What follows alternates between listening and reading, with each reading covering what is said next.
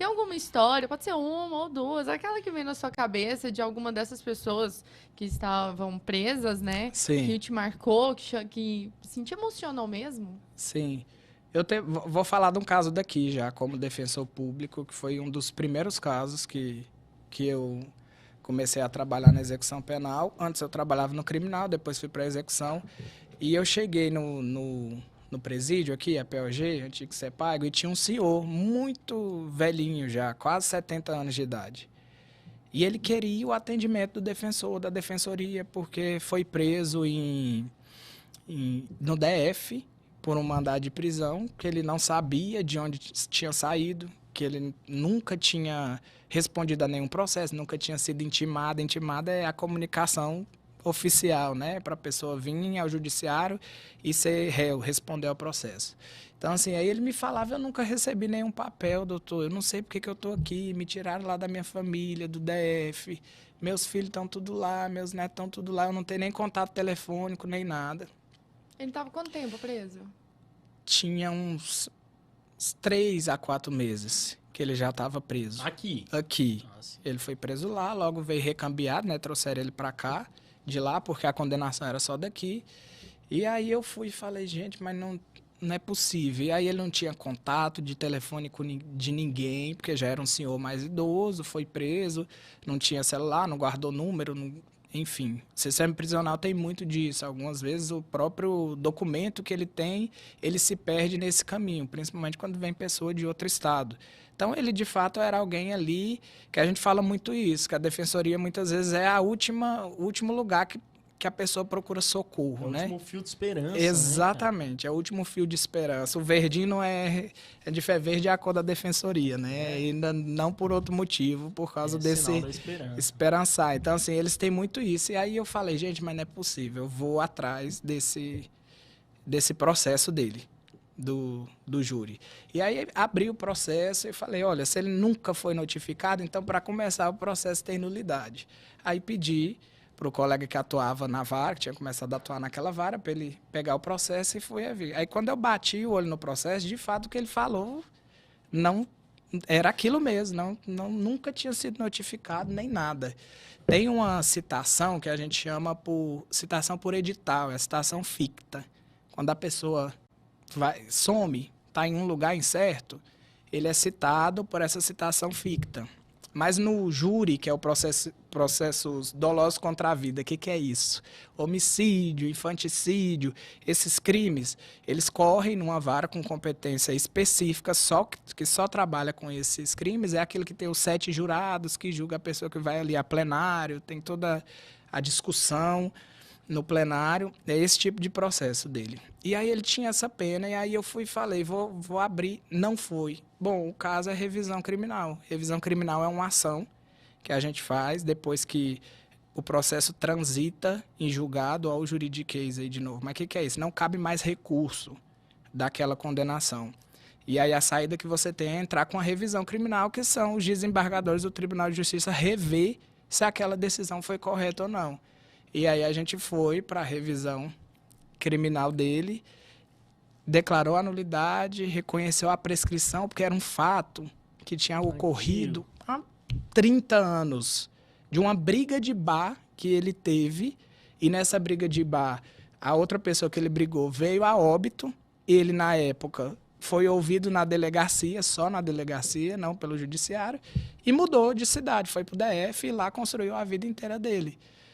E nunca, de fato, ele tinha sido notificado, né, pessoalmente. Então, isso gerou a nulidade desse procedimento.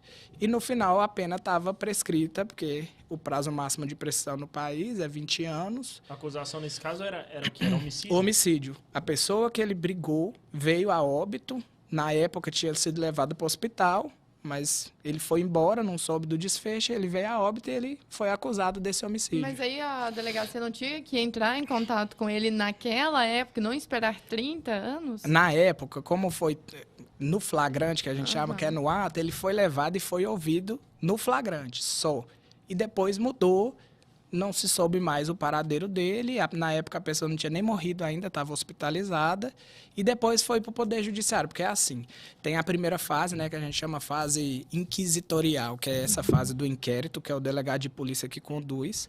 E tem a fase processual, que é depois que o Ministério Público, ó, recebi o inquérito, o trabalho do delegado. Eu acho que ele é o autor do fato, então eu vou denunciar. E ele vai responder por essa ação penal. Nessa fase de ação penal é que ele não tinha sido notificado em nenhum momento pessoalmente. E isso é obrigatório no procedimento do júri. Se ele for citado por edital, igual ele foi, na fase que a gente chama de pronúncia, que é ser levado a júri, ele tem que ser notificado pessoalmente. Ainda que para tanto seja expedido mandado de prisão para encontrar ele no local incerto que ele esteja, se for necessário. Mas tem que ser notificado pessoalmente. E como é que a polícia achou ele 30 anos depois? É assim. Como que funciona esse processo? Já que não localizou ele naquela época, o braço, imagina hoje, o né? braço do sistema penal, do sistema de justiça criminal, ele funciona e hoje a gente já tem ferramentas, inclusive de uniformização. Então, onde o estado que você tiver, existe o BNMP, que a gente chama. É o Banco Nacional de Mandados de Prisão. Então, todo mandado de prisão de qualquer estado, ele é lançado nesse sistema. Um sistema integrado. É um sistema integrado. E aí a polícia de todos os estados, quando faz alguma batida eventual, uma abordagem, ela tem acesso ao sistema, joga o nome da pessoa, confere filiação, data de nascimento, e aí ela vai verificar que existe um mandado de prisão. E o dele estava em aberto, porque ele teve a condenação, 12 anos, salvo engano, de pena. E aí ele teve essa condenação para o homicídio qualificado, é a pena mínima, 12 anos, ele tinha recebido a pena mínima. E enfim, mas ele nunca respondeu ao processo. Até o júri foi realizado sem a presença dele. Ele foi julgado sem a presença. Mas isso é possível porque aconteceu, Exato. né? Mas é dessa forma que tem que acontecer? Não é dessa forma. Foi por isso que deu espaço para a gente fazer a revisão criminal, que era a saída jurídica para reverter essa situação. Mas ele mesmo assim permaneceu preso durante um tempo, porque até ser reconhecido que o processo foi nulo, né? E ele ser colocado em liberdade ainda demorou alguns meses. Não cabe, nesse caso, uma indenização por parte do Estado, não? Por essa questão do constrangimento. Não sei se tipifica como constrangimento, eu sei lá, eu não sou especialista preso, da área, né? mas porra, cara, foi uma injustiça, sim, né? Sim. Haja vista que, apesar do rapaz lá ter morrido, o crime estava prescrito. Exato. Há sim a possibilidade. Aí você tem que entrar com um processo de indenização para oportunizar que o Estado use a parte da defesa, né, que é o Estado que vai estar no polo passivo, que a gente chama, num processo indenizatório, porque o direito penal, o poder punitivo é do Estado. Então, se ele errou e causou prejuízo para determinada pessoa, né, verificando que houve esse dano, e o dano no sistema prisional, no meu pensamento, é inerente, porque a gente sabe como é que funciona o sistema prisional. Então, assim, existe a possibilidade de indenização, sim. Aí você entra com ação indenizatória, o Estado vai responder e o Judiciário vai julgar se cabe ou não cabe. Eu tenho um outro caso, por exemplo, muito parecido com esse, que já é de uma mulher do presídio, da Consuelo Nasser, que é o presídio feminino aqui, de Aparecida, que foi mais ou menos parecido com isso. Nos documentos que enviaram para a execução penal para ela cumprir pena, a data, uma das datas de trânsito em julgado, que não pode mais recorrer, estava errada. E ela foi presa bem depois. Quando a gente foi verificar, também em conversa, por isso perceba a importância de você escutar e acreditar nas pessoas. Defensoria é um trabalho de acreditar nas pessoas. Ainda que elas estejam falando algo que não vai ter procedência. Uma bizarrice. Que você, num primeiro momento, vai pensar, meu Deus, não, tá inventando, tá criando. Mas vale a pena olhar, né? É Olhar isso. Porque essa é a nossa função, primeiro, né? E segundo, é a possibilidade de você tratar aquela pessoa, como ser humano, né? Dar credibilidade ao que ela tá falando. Isso acompanha a gente todos os dias.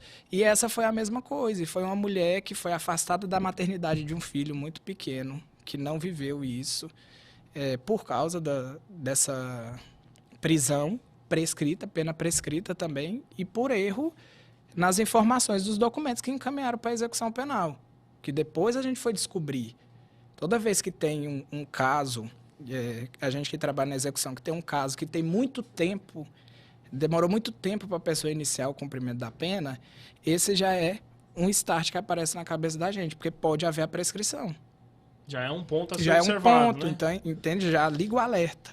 E aí esse foi um caso assim também que teve ação indenizatória em favor dela, também protocolado pela defensoria, por outro defensor, porque é de outro núcleo, e que no final não teve procedência. Eles entenderam que ela não sofreu o prejuízo. Então não é só, muitas vezes o trabalho da defensoria pública, ele nem sempre vai ser exitoso, ele nem sempre vai alcançar, não porque às vezes não tenha procedência, mas porque o pensamento jurídico de quem decide é diferente do nosso.